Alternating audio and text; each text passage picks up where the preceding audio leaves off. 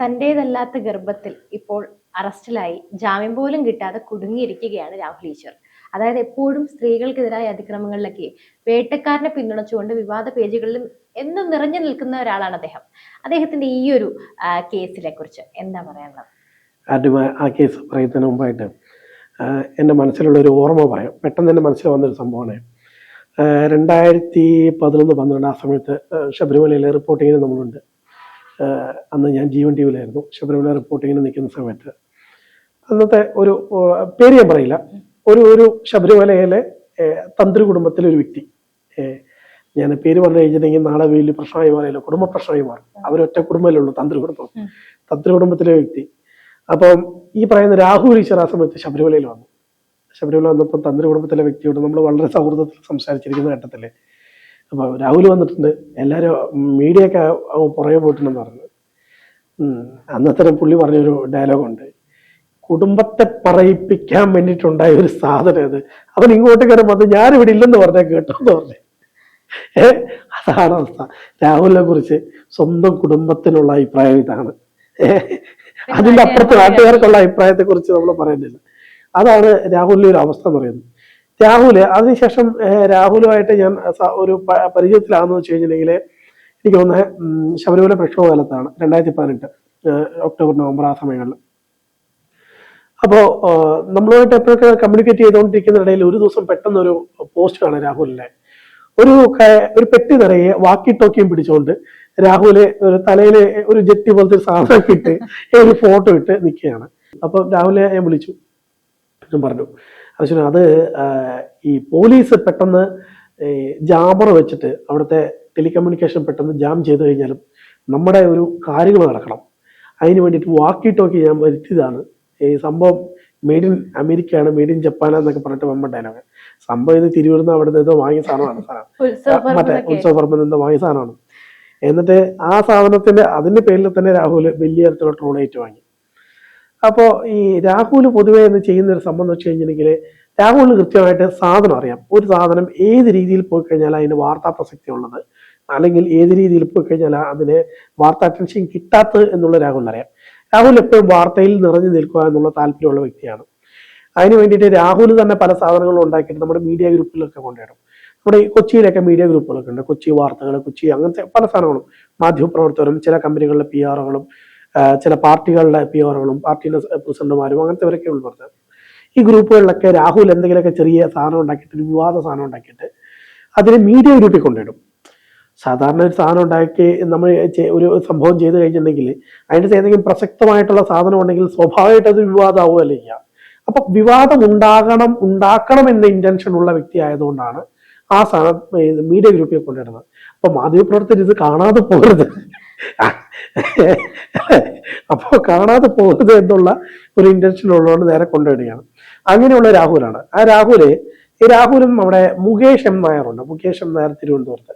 Mukesh M Nair പണ്ട് India TV-ന്റെ ഒക്കെ news ഹെഡൊക്കെ ആയിരുന്നു, ബ്യൂറോ ചീഫാണോ ന്യൂസ് ഹെഡ് അങ്ങനെ എന്തോ ആയിരുന്നു കേരളത്തിന്റെ. അതിനുശേഷം അദ്ദേഹം നിരന്തരമായി ഈ പറയുന്ന വ്ളോഗിങ് പരിപാടികളും ഈ സ്ഥാപനങ്ങൾക്ക് വേണ്ടിയുള്ള പെയ്ഡ് പ്രൊമോഷൻസും, എനിക്ക് തോന്നുന്ന ഒരു പ്രൊമോഷൻസിന് 1 ലക്ഷമോ 1.5 ലക്ഷമോ ഒക്കെ ആയി, ഏതൊക്കെയോ പെമ്പിള്ളേരെയൊക്കെ കൂട്ടിച്ചേർത്ത് അങ്ങനത്തെ പരിപാടികളൊക്കെയാണ് നടത്തുന്നത്. പിന്നെ കുറെ തിരുവനന്തപുരം സ്ലാങ്ങിൽ കുറെ വാക്കുകളൊക്കെ പറഞ്ഞ് അങ്ങനത്തെ ഒരു സംഭവമാണ്. അപ്പൊ ഈ മുകേഷും നായറും ഈ പറയുന്ന രാഹുൽ ഈശ്വറും പിന്നെ മറ്റേ ബസ്സിൽ നിന്ന് KSRTC ബസ്സിൽ നിന്ന് ബുക്ക് ചെയ്ത സവാദും ഇവരെല്ലാരും കൂടെ കൂട്ടിയിട്ട് ഒരു ടീം ഉണ്ടാക്കി. മറ്റേ അജിത്തേട്ടനെ കൂട്ടിയിട്ടില്ല. അജിത്ത് ഉണ്ടല്ലോ, നമ്മുടെ മെൻസ് അസോസിയേഷന്റെ പ്രസിഡന്റ് അജിത്തുണ്ടല്ലോ. അപ്പൊ എന്തായിരുന്നു പുള്ളിന്റെ പേര്, മൊത്തം പേര് ഞാൻ മറന്നുപോയി. അപ്പൊ ആ അജിത്തിനെയും കൂട്ടിയിട്ടില്ല. അജിത്തിനെ കൂട്ടാണ്ട് ആദ്യം ഉണ്ടാക്കി. അത് കഴിഞ്ഞ് പിന്നെ ഇവരെല്ലാം കൂടെ സിങ്കായി. അങ്ങനെ ഇവരെല്ലാം ഏകദേശം ഒരേപോലത്തെ ആൾക്കാര് സിങ്കായതിനു ശേഷമാണ് ഈ പരിപാടികളൊക്കെ കണ്ടിന്യൂസ് ആയിട്ട് സ്റ്റാർട്ട് ചെയ്യുന്നത്. പക്ഷെ ഈ രാഹുൽ മാങ്കൂട്ടത്തിന്റെ വിഷയത്തിൽ അത് രാഹുലിന്റെ അഭിഭാഷകൻ പോലും പറയാത്ത വേർഷനും അഭിഭാഷകനെ പോലും കൊടുക്കുന്ന തരത്തിലുള്ള വേർഷനും രാഹുലിന് പോലും ഇല്ലാത്ത കോൺഫിഡൻസ് ആണ് രാഹുൽ ഈശ്വറിനുള്ളത്. യാതൊരു ധാർമ്മികതയും ഇല്ലാത്ത ടൈപ്പ് കാര്യങ്ങളാണ് അദ്ദേഹം തട്ടിവിടുന്നത്. അതായത് ഒരിക്കൽ പോലും നമ്മളൊരു ഇരയെ ഇങ്ങനെയൊന്നും വ്യക്തിഹത്യ ചെയ്യാനൊന്നും പാടില്ല. അല്ല, ഈ വിഷയത്തിനകത്ത് ഇപ്പം ഈ പെൺകുട്ടി യഥാർത്ഥ ഇരയാണോ അല്ലെങ്കിൽ ഇവര് ഉപസമ്മത പ്രകാരമാണോ ഇതൊക്കെ എന്നുള്ളത് നാളെ തെളിഞ്ഞു വരേണ്ടതാണ്.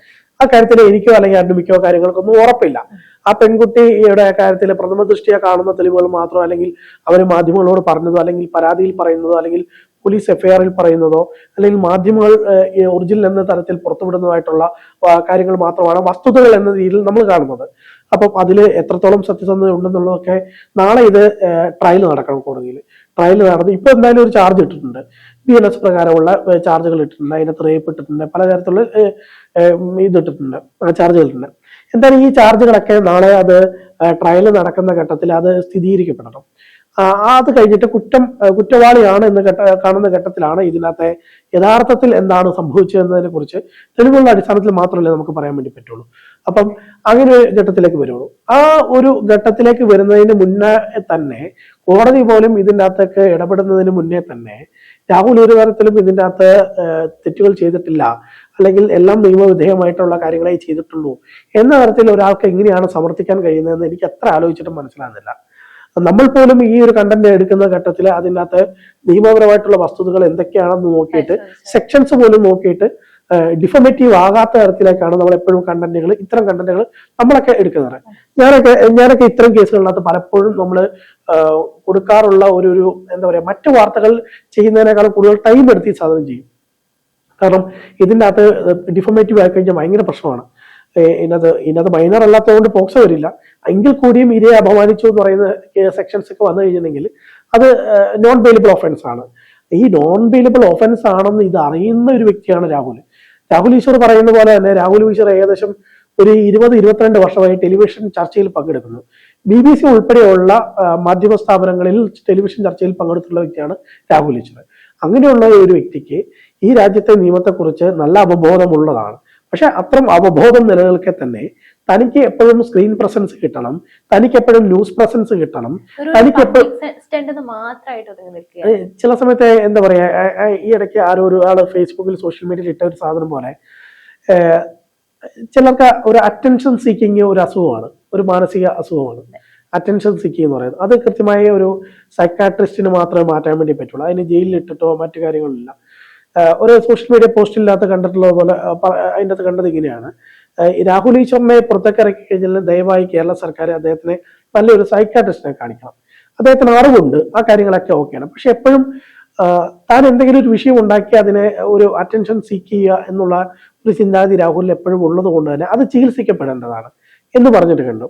അപ്പൊ തന്നെ രാഹുൽ ഈശ്വറിന്റെ ഭാര്യനെ കൂടെ ഇതിനകത്ത് നമുക്ക് ചേർത്ത് പറയാതിരിക്കാൻ വയ്യ. സാധാരണ രീതിയിൽ ഭർത്താവൊക്കെ എന്തെങ്കിലും തെറ്റ് ചെയ്യുന്ന സമയത്തോ അല്ലെങ്കിൽ റോങ്ങായിട്ട് പെരുമാറുന്ന സമയത്തോ ഭാര്യയൊക്കെ തിരുത്ത പറയുന്നത്, എന്നെയൊക്കെ അങ്ങനെ ചെയ്യാറുണ്ട്. എന്റെ വൈഫൊക്കെ നമ്മൾ എന്തെങ്കിലും ഒരു തീരുമാനം എടുക്കുന്ന സമയത്ത് ഒന്നുകൂടെ ആലോചിച്ചിട്ട് ചെയ്തുകൂടെ എന്ന് പലപ്പോഴും ചോദിക്കുന്നുണ്ട്. അത് നമ്മളെ ഒരു നേർരേഖയിൽ അല്ലെങ്കിൽ നേർവഴിയിൽ നടത്തുക എന്ന് പറയുന്ന ഒരു ഭാര്യയുടെ അല്ലെങ്കിൽ നമ്മുടെ ഒരു പാർട്ട്ണറിന്റെ ഉത്തരവാദിത്വം തന്നെയാണ്. പക്ഷെ പലപ്പോഴും ഈ ദീപയുടെ കാര്യത്തിൽ ചെയ്യുന്ന വെച്ച് കഴിഞ്ഞിട്ടുണ്ടെങ്കിൽ രാഹുൽ എന്താണ് തുള്ളുന്നത് അതിനേക്കാൾ 2 തുള്ളൽ കൂടുതൽ തുള്ളുന്ന തരത്തിലേക്കാണ് ഈ ദീപയും പോകുന്നതായിട്ട് കണ്ടിട്ടുള്ളത്. അപ്പൊ കഴിഞ്ഞ ദിവസം ഏതോ മാധ്യമപ്രവർത്തകൻ ചോദിച്ചു, നിങ്ങളുടെ വീട്ടിലെ ഈ അവസ്ഥ വന്നിരിക്കുന്നു, എനിക്ക് 2 ആമക്കളാണ് എന്ന രീതിയിലുള്ള റിപ്ലൈ ആണ് കൊടുത്തത്. അതായത് അവർക്ക് പെൺകുട്ടികളില്ലാത്ത കാരണം അവർ സേഫ് ആണ്, ആൺകുട്ടികളാണ് ഉള്ളത് എന്ന രീതിയിലുള്ള റിപ്ലൈ കൊടുത്തതായിട്ട് പല ഫേസ്ബുക്ക് പോസ്റ്റുകൾ കണ്ടു. അതിനോടൊപ്പം തന്നെ ചേർത്ത് വായിക്കേണ്ട ഒരു സംഭവം കൂടിയുണ്ട്. ഇവരെ ഏറ്റവും കൂടുതൽ പ്രൊട്ടക്ട് ചെയ്യുന്നത്, ഇവരെ ഏറ്റവും കൂടുതൽ ഈ പറയുന്ന ദീപേനെ ആയിക്കോട്ടെ രാഹുലിനെ ആയിക്കോട്ടെ ഏറ്റവും കൂടുതൽ പ്രൊട്ടക്ട് ചെയ്യുകയും ഇവർക്ക് വേണ്ടിയിട്ടുള്ള കാര്യങ്ങളൊക്കെ ചെയ്തു കൊടുക്കുന്നത് ഈ നാട്ടിലെ ഒരു അർബൻ നക്സൽ അല്ലെങ്കിൽ ജിഹാദി അല്ലെങ്കിൽ ഒരു കമ്മ്യൂണിസ്റ്റ് എക്സ്ട്രീം കമ്മ്യൂണിസ്റ്റ് കൂട്ടുകെട്ടാണ്. പല ഘട്ടത്തിലും ഇത് നമ്മൾ വ്യക്തമായി കണ്ടിട്ടുള്ളതാണ്. അത് പറയുമ്പോൾ തന്നെ ഒരു കാര്യമുണ്ട്. ഈ തിരുവനന്തപുരത്ത് നിമിഷ ഫാത്തിമ എന്ന് പറയുന്ന ഒരു പെൺകുട്ടിയുടെ കാര്യം എന്തായാലും ആരുമൊക്കെ ഓർക്കുന്നുണ്ടാവും. ലവ് ജിഹാദിൽ പെടുത്തി ആ കുട്ടീനെ പിന്നീട് ISSൽ പോവുകയും ചെയ്തിട്ടുള്ള നിമിഷ എന്ന് പറയുന്ന ആ കുട്ടിയുടെ അമ്മ ബിന്ദു ചേച്ചിയായിട്ട് ഞാനൊക്കെ വളരെ സൗഹൃദമുള്ള ഒരു വ്യക്തിയാണ്. അപ്പം ഈ ബിന്ദു ചേച്ചിന്റെ മകളായിട്ടുള്ള നിമിഷേനെ അവിടുത്തെ ഒരു റെസ്റ്റോറന്റ് കേന്ദ്രീകരിച്ച് നടന്നിട്ടുള്ള ഒരു മതമാറ്റൽ ക്രമങ്ങളാണ് ഇതിന്റെ ഭാഗമായിട്ട് നടന്നിട്ടുള്ളതെന്നാണ് മനസ്സിലാക്കുന്നത്. അപ്പം ആ റെസ്റ്റോറന്റ് തന്നെ ഒരു പിസ്സ ഹട്ടാണ്. ആ ഇതിന്റെ ആ സംവിധാനത്തിന്റെ അല്ലെങ്കിൽ ആ ഒരു സംരംഭത്തിന്റെ പരസ്യത്തിന്റെ മോഡലായിട്ട് ഈ പറയുന്ന ദീപ വരികയുണ്ടായി. ആ പറയുന്ന സ്ഥാപനത്തിന്റെ പരസ്യത്തിന്റെ മോഡലാകുകയും ആ സ്ഥാപനത്തിൽ നിരന്തരമായി ഈ പറയുന്ന പിസ്സയും മറ്റു സാധനങ്ങളൊക്കെ വാങ്ങി അതിന് റിവ്യൂവും അതെല്ലാവരും ചേർന്ന് ചേർന്ന് കഴിക്കണം എന്ന തരത്തിലുള്ള ഒരു ജിഹാദി സ്ഥാപനത്തിന്റെ അതായത് ജിഹാദി സ്ഥാപനം സാധാരണ നമ്മൾ ഒരു മുസ്ലിം സമുദായത്തിൽപ്പെട്ട അല്ലെങ്കിൽ മുസ്ലിം വിശ്വാസികൾ നടത്തുന്ന സ്ഥാപനത്തെ നമ്മൾ ജിഹാദി സ്ഥാപനം എന്ന് പറയില്ല. പക്ഷെ ഇത് ഇത്തരത്തിൽ ഒരു എക്സ്ട്രീമിസ്റ്റ് പൊളിറ്റിക്കലി ഇസ്ലാമിസ്റ്റ് ചിന്താഗതിയുള്ള ഈ പറയുന്ന ISIS-ലേക്ക് പറയുന്ന നിമിഷയെ കൊണ്ടുപോയി എന്ന് പലതരത്തിലും ആരോപണം ഉയർത്തപ്പെട്ടിട്ടുള്ള, അല്ലെങ്കിൽ ആരോപണത്തിലെ കഴമ്പുണ്ടെന്ന് പോലും പിന്നീട് കണ്ടിട്ടുള്ള ഈ പറയുന്ന ഈ നിമിഷയുടെ അമ്മ ബിന്ദു തന്നെ ആരോപണം ഉന്നയിച്ചിട്ടുള്ള ഒരു സ്ഥാപനത്തിന്റെ പരസ്യത്തിന് വേണ്ടി പോലും അഭിനയിച്ച, അല്ലെങ്കിൽ ഇതിനു വേണ്ടിയിട്ട് അവർക്ക് വേണ്ടി പ്രൊമോട്ട് ചെയ്തിട്ടുള്ള വ്യക്തിയാണ് ഈ പറയുന്ന ദീപ. അങ്ങനെ ഒരു വ്യക്തി, അല്ലെങ്കിൽ അങ്ങനെയുള്ള വ്യക്തികൾ എല്ലാവരും കൂടെ ചേർന്ന് ഇത്തരം ഒരു കാര്യം ചെയ്യുന്ന സമയത്ത് ഈ നാട്ടിലെ സാധാരണ ഹിന്ദു ജനതയും അല്ലെങ്കിൽ വിശ്വാസികളും അല്ലെങ്കിൽ ഈ പറയുന്ന പൊളിറ്റിക്കൽ ഇസ്ലാമിസ്റ്റിനെ ഭീകരമായി എതിർക്കുന്ന ആളുകളും എല്ലാം ഈ പറയുന്ന രാഹുലിനെയും ദീപിനെയും തീർച്ചയായും തള്ളിക്കളയേണ്ടതാണ്. ഈ രാഹുല് ഈ പറഞ്ഞ 14 ദിവസം ഉള്ളിൽ കിടന്ന പോരെന്നാണ് എൻ്റെ ഒരു അഭിപ്രായം. ഉള്ളിൽ കിടക്കുന്നതിനോടൊപ്പം തന്നെ ഇടയ്ക്കിടയ്ക്ക് കുറച്ച് ഷോക്ക് ട്രീറ്റ്മെന്റ് കൂടെ കൊടുക്കണം. ബുദ്ധി ഉണ്ടെന്നേ ഉള്ളൂ, ആ ബുദ്ധി എങ്ങനെ ഉപയോഗിക്കണം എന്നുള്ള കൃത്യമായ അറിവില്ലാത്തതുകൊണ്ട് ഷോക്ക് ട്രീറ്റ്മെന്റ് കൂടെ കൊടുക്കുന്നത് നല്ലതായിരിക്കും എന്നാണ് എൻ്റെ അഭിപ്രായം.